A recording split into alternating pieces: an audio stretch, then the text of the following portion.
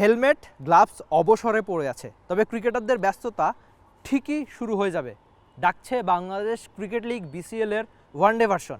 বিসিএলে কয়টা দল খেলবে, কোন ক্রিকেটাররা খেলবে, দেশের সেরা 60 জন ক্রিকেটার মাঠে নামছে বাংলাদেশ ক্রিকেট লিগে। বিসিএল এর আদ্যপান্ত A to Z সব কিছুই নিয়ে আপনার সঙ্গে আলোচনা করা যাক। বগুড়া, রাজশাহী আর মিরপুরের হোম অফ ক্রিকেটেই হবে বিসিএল এর 12তম আসর। কখন কার সঙ্গে কয়টায় খেলা সেটাও আপনাদের জানানো দরকার। 23 ফেব্রুয়ারি সকাল 9টায় নর্থ জোন আর ইস্ট জোন খেলবে বগুড়াতে। একই দিনে একই সময়ে সাউথ জোন সেন্ট্রাল জোনের বিপক্ষে লড়বে রাজশাহীতে। তারপর 26 ফেব্রুয়ারি নর্থ জোন সাউথ জোনের সঙ্গে রাজশাহীতে খেলবে। এরপর একই দিনে সকাল 9টায় ইস্ট জোন খেলবে সেন্ট্রাল জোনের বিপক্ষে বগুড়াতে। ম্যাচ ডে 3তে 28 ফেব্রুয়ারিতে নর্থ জোন খেলবে সেন্ট্রাল জোনের বিপক্ষে, আর সকাল 9টায় 28 তারিখে ইস্ট জোন খেলবে সাউথ জোনের বিপক্ষে বগুড়াতে। প্রত্যেকটা ম্যাচই হবে সকাল 9টায় শুরু, মানে দিনের ম্যাচ, দিনের মধ্যেই ম্যাচ শেষ। আর কেবলমাত্র ফাইনালটা হবে 3 তারিখে।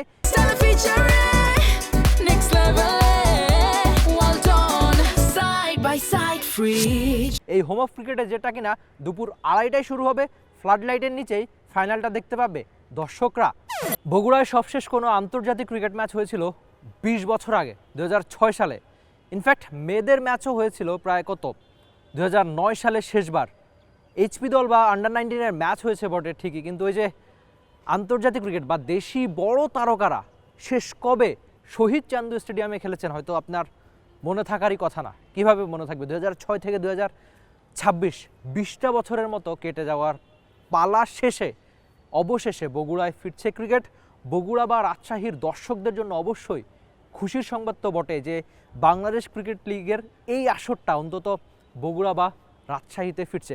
ক্রিকেটাররাও স্বস্তিতে যে অন্তত বগুড়ার যে 3 ক্রিকেটার রয়েছেন, মুশফিকুর রহিম, তাওহিদ হৃদয় বা তানজিদ তামিম, মুশফিকের ইস্যুটা বাদ দিয়ে 2 রানিং ক্রিকেটার অবশেষে তাদের ঘরের মাঠের দর্শকদের সামনে একটা ম্যাচ খেলতে পারবেন।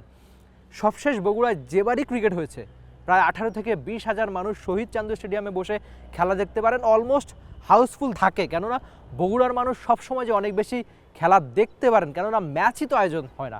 ম্যাচ আয়োজিত না হলে দর্শকরা কিভাবে আসবে? ওই যে ক্রিকেট পুরো দেশে ছড়িয়ে দেওয়ার যে ব্যাপারটা নিয়ে বাংলাদেশ ক্রিকেট বোর্ড কাজ করে এসেছে, তার এই একটা ফলই এবারের বিসিএলটা অন্তত বগুড়া বা রাজশাহীতে আয়োজন করতে পারা। যে 3টা ভেন্যুতে হবে, ফাইনালটা বাদ দিয়ে বেশিরভাগ ম্যাচই তো হবে রাজশাহী আর বগুড়াতে। তো রাজশাহীর দর্শক বা বগুড়ার দর্শক তো অন্তত প্রস্তুত।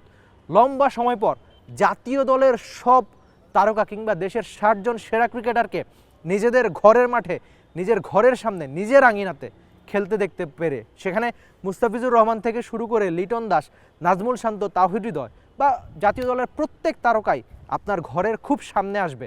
আপনিও নিশ্চয়ই আপনার হোম ভেন্যুতে বসে তাদের সেরা ক্রিকেটটা এনজয় করতে চাইবেন। সকাল 9টা থেকে শুরু, আর ম্যাচগুলো নিশ্চয়ই আপনি দেখতেই চাইবেন ঘরের মাঠে বসে, গ্যালারিতে বসে, কেননা ক্রিকেট ম্যাচ গ্যালারিতে বসে দেখার যে আনন্দ, সেটা বগুড়া বা রাজশাহীর দর্শকরা লম্বা সময় ধরে মিস করছে। সেই মিস আপাতত তাদের করতে হবে না, কেননা বগুড়া বা রাজশাহীর মাঠ প্রস্তুত, আর বিসিএলের ম্যাচ গড়ানোর অপেক্ষা কেবলমাত্র সময়ের হাতে। সব মিলিয়ে দর্শকরা আশা নিয়ে বসতেই পারে এবার তাদের চোখের সামনে খেলবে বাংলাদেশের সবচেয়ে বড় ক্রিকেট তারকারা। বিসিএলের 4 দল, কোন দলে কারা খেলবেন, কোন দলটা শক্তিমত্তা সবচেয়ে বেশি, সেই 4 দল নিয়ে আপনাদের সঙ্গে আলোচনা হবে। শুরুটা করা যাক নাজমুল হোসেন শান্তর নেতৃত্বাধীন নর্থ জোন দিয়েই। নর্থ জোনে রয়েছেন তানজিদ হাসান তামিম, হাবিবুর রহমান সোহান, লিটন কুমার দাস উইকেট কিপার, নাজমুল শান্ত, তাওহিদ হৃদয়, আকবর আলী, সাব্বির রহমান রুম্মন, শেখ মেহেদি, SM মেহরব হাসান অহিন, তাইজুল ইসলাম, রিশাদ, নাহিদ রানা, শরীফুল, মুগ্ধ, আব্দুল গাফফার, সাকলাইন। শান্তর নেতৃত্বে খেলবেন লিটন দাস। বাংলাদেশের একটা সময় 3 ফরম্যাটের ক্যাপ্টেনই ছিলেন এই শান্ত, আর লিটন তো বাংলাদেশের অন্যতম সেরা T20 ক্যাপ্টেনদের একজন হয়ে গেছেন।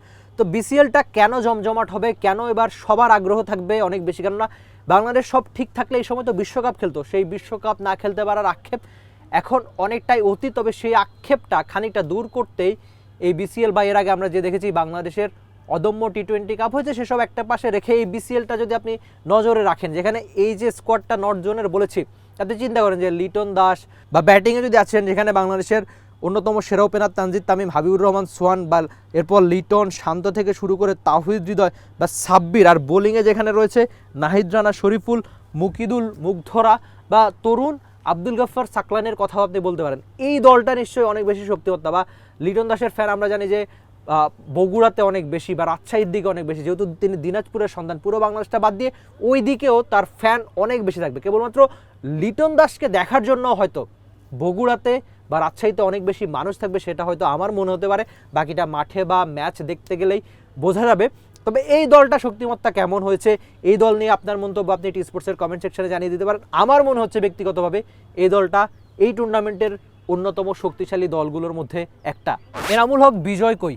এনামুল হক বিজয়কে কি কোথাও খুঁজে পাওয়া যাচ্ছে না? 2026 সালে একটা স্বীকৃত ক্রিকেটের ম্যাচও তিনি খেলেননি, মাঝখানে তো দেশের বাইরেও গিয়েছিলেন। তবে অবশেষে বাংলাদেশ ক্রিকেট বোর্ডের আয়োজিত কোনো একটা টুর্নামেন্টে এনামুল হক বিজয় ফিরছেন। সাউথ জোনের দলটা কেমন হয়েছে সেটা আপনাদের একটু জানিয়ে দেই। এই দলে রয়েছেন সৌম্য সরকার, এনামুল হক বিজয় উইকেটকিপার, জাওয়াদ আবরার, আজিজুল হাকিম তামিম, মোহাম্মদ মিঠুন উইকেটকিপার, আফিফ হোসেন ধ্রুব, মেহেদী হাসান মিরাজ ক্যাপ্টেন, নুরুল হাসান সোহান তিনিও উইকেটকিপার, সামিউন বাশির রাতুল, তানভীর, মুস্তাফিজুর রহমান, রবিউল হক, রেজাউর রহমান রাজা, রুয়েল মিয়া আর স্বাধীন ইসলাম। এই দলটাতে তারুণ্য আর এক্সপেরিয়েন্স সব কিছুই রয়েছে। বিশেষ করে আপনি ওই যে জাওয়াদ আবরার বা আজিজুল হাকিম তামিম অথবা সামিউন বাশির রাতুলের কথা বলতে পারেন, যারা কিনা আন্ডার-19 বিশ্বকাপ খেলে আসা তারকা। হয়তো আন্ডার-19 বিশ্বকাপ ওইভাবে ভালো না কাটলেও নিশ্চয়ই তারা ঘরোয়া ক্রিকেটে ছাপ রেখে সামনের দিনগুলোতে জানান দিতে চাইবেন যে তারা বয়সে কম হতে পারেন, তবে ঠিকই তারা বড় মঞ্চের ক্রিকেটার। দেখা যাক তারা কথা আর কাজের মেলাতে পারেন কিনা। আর মুস্তাফিজুর রহমান, যার হয়তো সব কিছু ঠিক থাকলে এখন বিশ্বকাপে খেলার কথা ছিল, কিন্তু মুস্তাফিজ ইস্যুটা ধরেই তো বাংলাদেশ দল বিশ্বকাপে খেলতে গেল। আচ্ছা, সেসব একটা পাশে বাদ রেখে আপনি যদি বিসিএলে এই সবচেয়ে বড় তারকাকে, সেটা হয়তো এই মুস্তাফিজুর রহমান। স্বীকৃত টি-20-র কথা যদি বলি, যেখানে 400-র বেশি উইকেট, এই সময়ের সেরা সাদা বল ক্রিকেটারদের একজন তিনি। তো সব মিলিয়ে বিসিএলের যে ওয়ানডে ভার্সনটা রয়েছে, সেখানে আপনি সবচেয়ে বেশি নজর রাখতে পারেন বাংলাদেশের ফিজের উপর, যেহেতু সামনে বাংলাদেশের ওয়ানডে বিশ্বকাপ খেলা নিয়ে নানান জটিল সমীকরণ রয়েছে। ওয়ানডেতে বাংলাদেশ চাইবে নিজেদের সেরা ক্রিকেটটা খেলতেই। এর আগে এই বিসিএলের ওয়ানডে ভার্সনে মুস্তাফিজুর রহমানরা কেমন করে, সেদিকে নিশ্চয়ই আপনি চোখ দিতেই চাইবেন। বাংলাদেশ ক্রিকেট লিগের এই ওয়ানডে ভার্সনে একটা দলের নেতৃত্বে থাকবেন ইয়াসির আলী চৌধুরী রাব্বি। তার নেতৃত্বে খেলবে ইস্ট জোন। ইস্ট জোনের দলটা কেমন হয়েছে তাও একটু জানা যাক। পারভেজ হোসেন ইমন, জাকির হাসান, অমিত হাসান, মমিনুল হক সৌরভ, ইয়াসির আলী চৌধুরী রাব্বি ক্যাপ্টেন, শামীম হোসেন, সাদাত হোসেন দীপু, আবদুল্লাল গালিব, মোহাম্মদ সাইফুদ্দিন, তানজিম হাসান সাকিব, সৈয়দ খালেদ আহমেদ, হাসান মাহমুদ, নাসুম, নাইম হাসান সাকিবরা খেলবেন ইস্ট জোনে। পারভেজ হোসেন ইমন থেকে শুরু করে বা শামীম হোসেন পাটোয়ারি অথবা আপনি সাইফুদ্দিনের কথা বলতে পারেন, যারা কিনা বাংলাদেশের ক্রিকেটেরই বড় নাম অথবা ঘরোয়া ক্রিকেটের নিয়মিত পারফর্মার যারা। তবে সাদাত হোসেন দীপুর নামটা আপনি হয়তো মনে রাখতেই চাইবেন। একটা সময় বাংলাদেশের ঘরোয়া ক্রিকেটের নিয়মিত পারফর্মার ছিলেন, মাঝখানে খানিকটা নিজেকে হারিয়ে খুঁজলেও অবশ্যই তিনি এই বিসিএলটা দিয়ে কামব্যাক করতেই চাইবেন। আর তানজিম হাসান সাকিব, যিনি কিনা বাংলাদেশের পেস বিপ্লবের অন্যতম সারথি, বা বাংলাদেশের পেসে সামনে কারা নেতৃত্ব দিবে তাদের মধ্যে এই তানজিম হাসান সাকিবের দিকেও আপনি নজর রাখতে চাইবেন। এই দলটা কেমন হয়েছে, এই দল নিয়ে আপনি আপনার মন্তব্য জানিয়ে দিবেন অবশ্যই টি স্পোর্টসের কমেন্ট সেকশনে। বাংলাদেশের ঘরোয়া ক্রিকেটের অন্যতম সেরা পারফর্মারদের একজন নাইম শেখ অথবা উঠতি তরুণ ওপেনার জিসান কোন দলে, কিংবা বিপিএলটা দারুণ খেলার রিপন মণ্ডলের আলাপ তো এখনও হয় নাই, হবে তারা কোন দলে, সে দলটাও আপনাদের জানানো যাক। সেন্ট্রাল জোনে রয়েছে মোহাম্মদ সাইফ হাসান, নাইম শেখ, জিসান, আরিফুল, মাহিদুল ইসলাম অঙ্কন, তিনি আবার এই দলটার ক্যাপ্টেন। লম্বা সময় পর সেন্ট্রাল জোনে মোসাদ্দেক হোসেন সৈকত, ইরফান শুক্কুর, মাহফিজুল ইসলাম রবিন, রাকিবুল, রিজান, আবু হায়দার রনি, ইবাদত, রিপন, মারুফ-রিদা, ওয়াসির মতো তরুণরাও রয়েছে সেন্ট্রাল জোনে।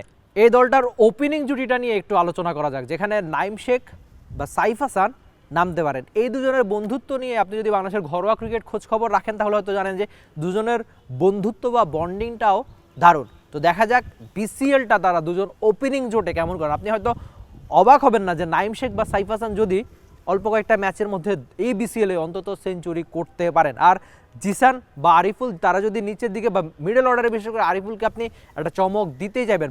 বাংলাদেশে যখন বিপিএল হয়েছিল তখন স্বয়ং মঈন আলী বলেছিল যে বাংলাদেশের ক্রিকেটের যারা ভবিষ্যৎ বা সম্ভাবনাময় তরুণ যারা, তাদের মধ্যে একজনেই আরিফুল। বা আপনি যদি আরও তরুণ বোলারদের কথা চিন্তা করেন, সেখানে পেসার হিসাবে রয়েছেন রিপন, লেগ স্পিনে ওয়াসি অথবা মারুফ-রিদা। সব মিলিয়ে এই দলটা ঠিকঠাক আপনি আশা করবেন মাঠে ক্রিকেটে অন্তত ওপেনিং বা পেস বোলিং অথবা লেগ স্পিনে এই দলটা অন্তত দারুণ করবে। অনেক আলাপিত হলো বাংলাদেশ ক্রিকেট লিগ নিয়ে, বিসিএল নিয়ে অনেক আলোচনা হলো, দলগুলো, ভেন্যু নিয়ে, কখন খেলা, সব কিছু নিয়ে আপনাদের সঙ্গে আলোচনা হলো। তবে আপনি আপনার মন্তব্য, বিসিএলটা আপনি দেখবেন কিনা, কোথায় দেখবেন, অথবা মাঠে বসে দেখবেন কিনা, বিসিএলের কোন দলের শক্তিমত্তা, কেমন হয়েছে দলগুলো, সব কিছুই নিয়ে আপনি আপনার মন্তব্য জানিয়ে দিবেন টি স্পোর্টসের কমেন্ট সেকশনে, যেটা আপনার জন্য সবসময় খোলা থাকে। সঙ্গে আরেকটা ব্যাপার, বিসিএলটা অবশ্যই চেষ্টা করবেন মাঠে বসে দেখতে, যদিও রোজার মাস একটু কষ্ট হতেই পারে, তবে আপনি যদি ক্রিকেট ফ্যান হয়ে থাকেন অবশ্যই বিসিএলটা দেখতেই চাইবেন। Rifat Emil, T Sports, Dhaka. For more updates, subscribe to our YouTube channel and click on the bell icon. Follow us on Facebook and Instagram. Download T Sports app to enjoy exciting games and highlights. Visit tsports.com.